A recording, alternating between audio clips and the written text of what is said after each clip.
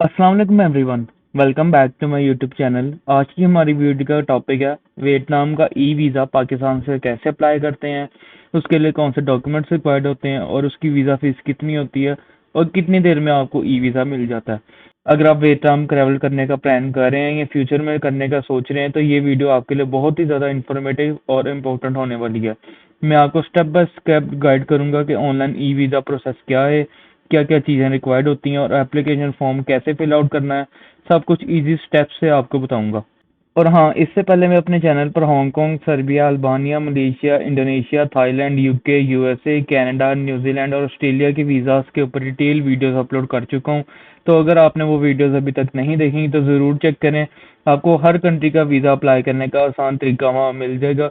उन वीडियोस का लिंक मैं डिस्क्रिप्शन में डाल दूंगा, आप वहाँ से लिंक ले सकते हैं या मेरे चैनल पर भी जाके देख सकते हैं।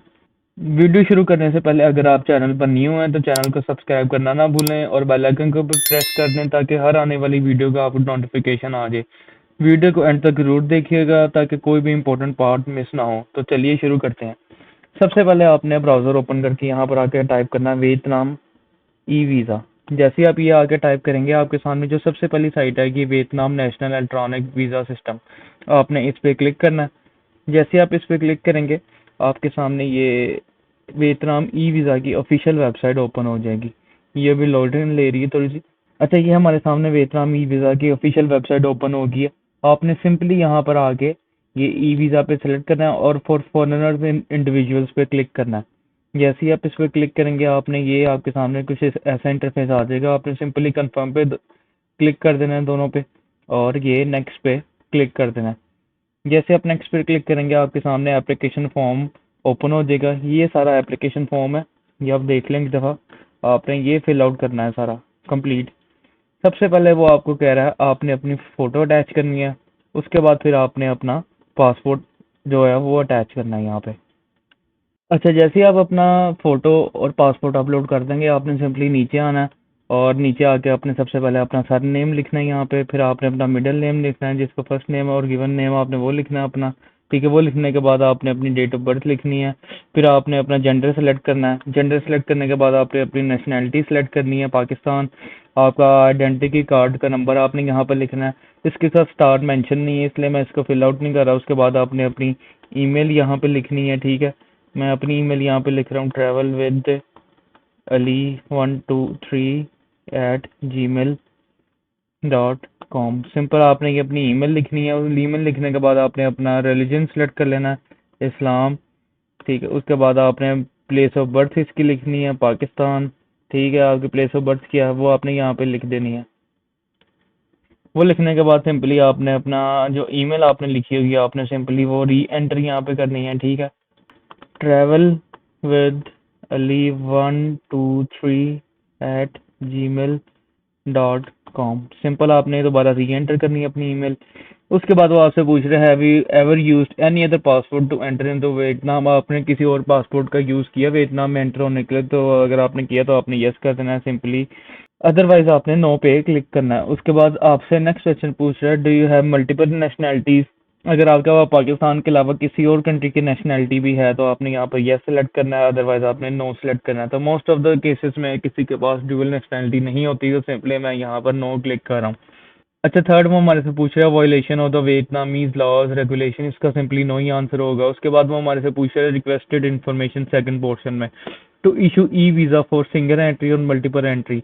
अच्छा, सिंगल एंट्री की फीस जो सी है वो $25 है और जो मल्टीपल एंट्री की फीस है वो $50 है। तो आपने अपने हिसाब से सिलेक्ट करना है जो आपने वीज़ा अप्लाई करना है, सिंगल एंट्री आपको चाहिए या मल्टीपल एंट्री आपको चाहिए। उसके बाद आपने grant e visa valid from जहाँ से आपने उसकी वैलिडिटी स्टार्ट करनी है आपने वो रख लेना है कब तक आपको चाहिए। उसके बाद थर्ड पॉइंट है हमारे पास पासपोर्ट इन्फॉर्मेशन के। यहाँ पर आपने अपना पासपोर्ट नंबर लिखना है। उसके बाद आपने इशूइंग अथॉरिटी लिखनी है, पाकिस्तान लिख दें। ये इसके पास स्टार लगा हुआ नहीं है, आप बेशक लिखना चाहे ना लिखना चाहे वो आपके ऊपर है, ये चॉइस पे है।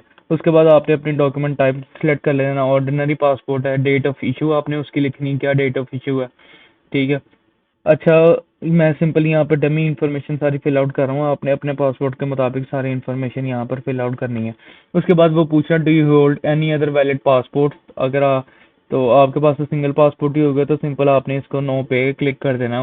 नेक्स्ट हमारे से वो पूछ रहा है contact information, permanent residential address. आपने अपना यहाँ पर कंप्लीट होम एड्रेस यहाँ पर आपने अपना टाइप करना है। फिर आपने फिर से अपना एड्रेस यहाँ पर टाइप करना है, अपना टेलीफोन नंबर ही आपने यहाँ पे टाइप करना है, ठीक है। मैं अपना नंबर यहाँ पर टाइप कर रहा हूँ। अच्छा, इस नंबर पर आप मेरे से रब्ता कर सकते हैं अगर आपने किसी भी कंट्री का वीज़ा अप्लाई करवाना हो, विजिट वीज़ा से रिलेटेड किसी भी कंट्री का, तो आप मेरे से इस नंबर पर रब्ता कर सकते हैं। मैं आपको उसकी कंसल्टेंसी प्रोवाइड कर दूंगा। सिंपली ये लिखने के बाद आपने अपना इमरजेंसी कॉन्टैक्ट पर्सन का अपने यहाँ पे नाम लिखना है, ठीक है। और उसके बाद उनका करंट रेजिडेंशियल एड्रेस आपने यहाँ पे टाइप करना है। उसके बाद उनका टेलीफोन नंबर आपने यहाँ पे टाइप करना है।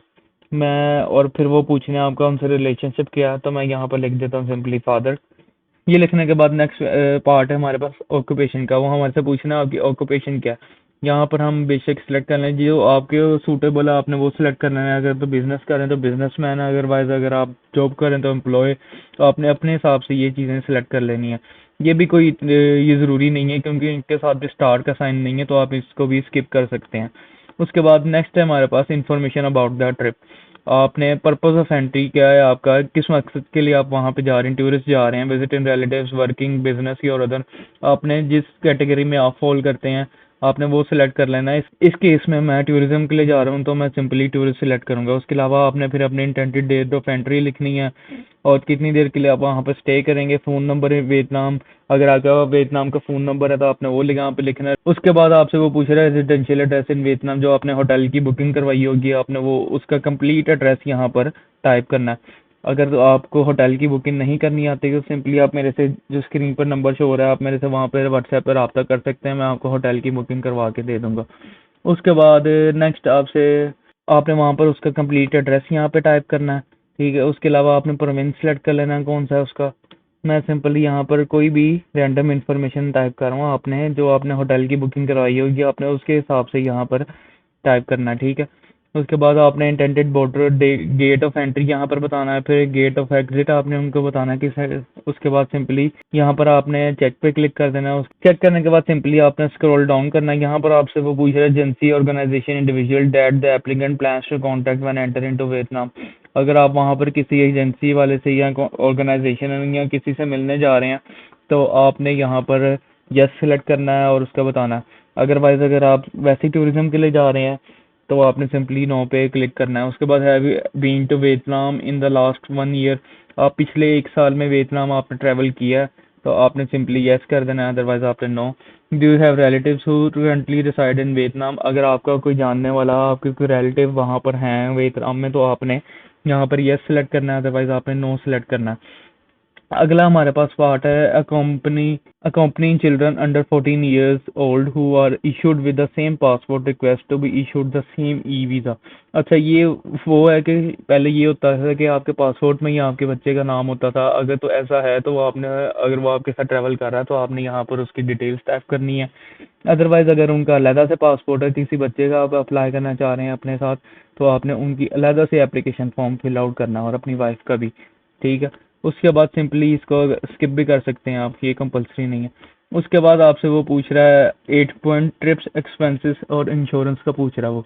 ये भी हमारे लिए कंपलसरी नहीं, लेकिन मैं आपके लिए फिर भी इधर इन्फॉर्मेशन फिल आउट कर देता हूँ। Intended expenses in US dollars आपने उसको बता देना आप कितना वहाँ पे खर्च करेंगे जाके। सिंपली मैं यहाँ पर 1000 टाइप करूँगा, आपने अपने मुताबिक यहाँ पर चूज़ करना है।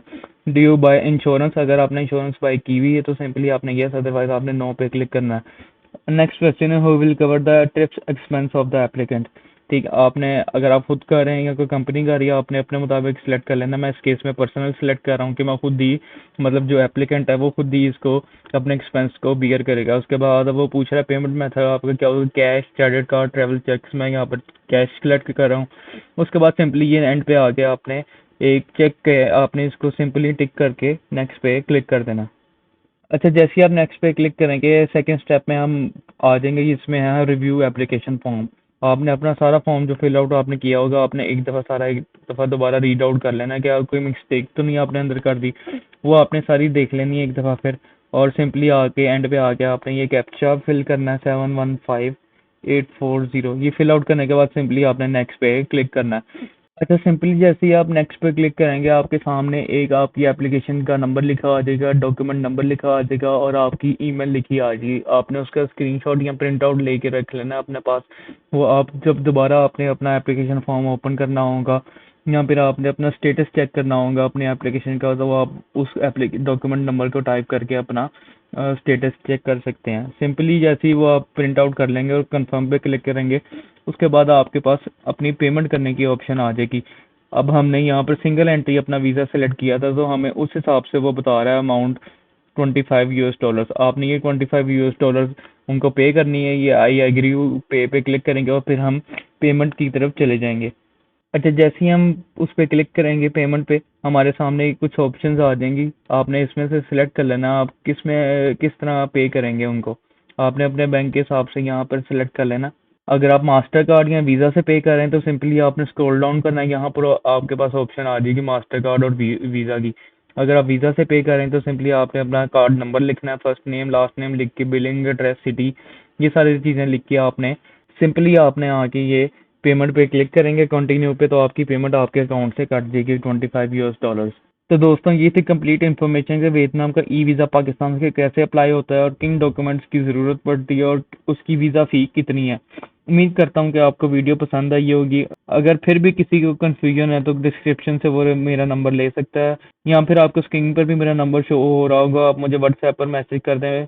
अगर आपने कुछ भी मेरे से पूछना है तो मैं आपको उसका आंसर कर दूंगा, या फिर आप कमेंट बॉक्स में कमेंट करके भी मेरे से पूछ सकते हैं। अगर आपको ये वीडियो पसंद आई हो, तो हेल्पफुल लगी हो, तो लाइक करना ना भूलें। कमेंट में अपनी राय ज़रूर दें, और अगर किसी स्पेसिफिक कंट्री का ई वीज़ा गाइड चाहिए तो उसका नाम भी मेंशन करें कमेंट बॉक्स में। मैं उस पर भी एक न्यू वीडियो अपलोड करूंगा लाजमी। चैनल को सब्सक्राइब करना ना भूलिएगा। मिलते हैं नेक्स्ट वीडियो में एक नए टॉपिक के साथ। तब तक के लिए अल्लाह हाफिज़।